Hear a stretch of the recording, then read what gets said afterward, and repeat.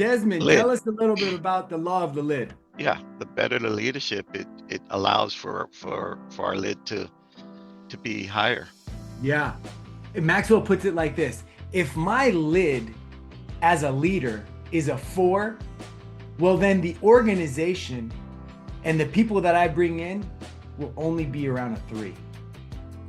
In order for the organization to continue to grow, the leaders, all of us, need to continue to grow. The law of sacrifice. You got to do whatever it takes to make it happen, right?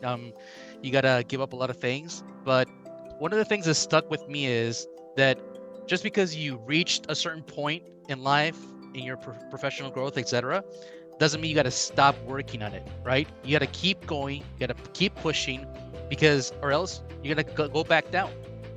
What is the hedgehog concept from the book Good to Great?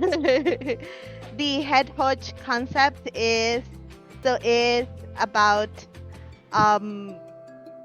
what you're passionate about, like your economic engine. It's what you're passionate about and what you can be best at first. And so I think it's important in connection that this is the culture we're trying to have here, is a giver culture, right? Where we're not waiting for the others to reciprocate in order for us to give back.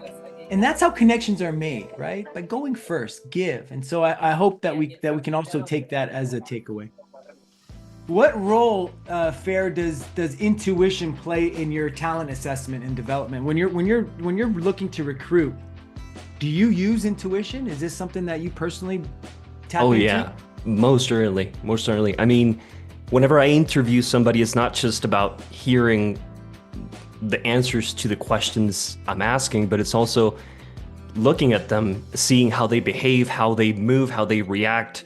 And that heavily, relies on intuition, right? I need to determine if they're actually interested, if they're actually, if they're passionate about what they're saying, if they're in line with our culture. I need to look out for that cultural fit, not only, skills. Question: how has developing other leaders changed your own leadership capacity? I mean, it allows me to get my hands in other things because I'm confident that they're handling what they need to be handling. So, yeah. I think part of the most important part about empowering people is giving them an opportunity to succeed and fail. And when they succeed, praise them. And when they fail, encourage them.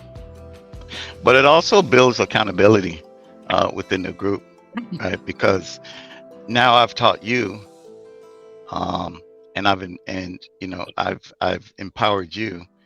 Now I can hold you accountable also, right? So I think it strengthens, the team, the bond within the team, because we can hold each other accountable now. Beautiful. Thank you. I've been in a position where I had to build teams, right? Just like Drummond.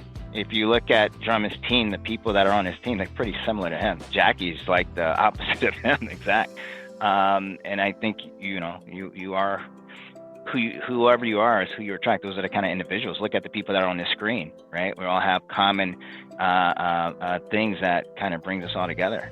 Like if you want a different caliber talent on your team, well, then what do you need to personally work on and get better at so that you can attract that individual? I mean, Kevin has a bunch of Kevins on his team. They're kind of, Should we consider that as an offense? How about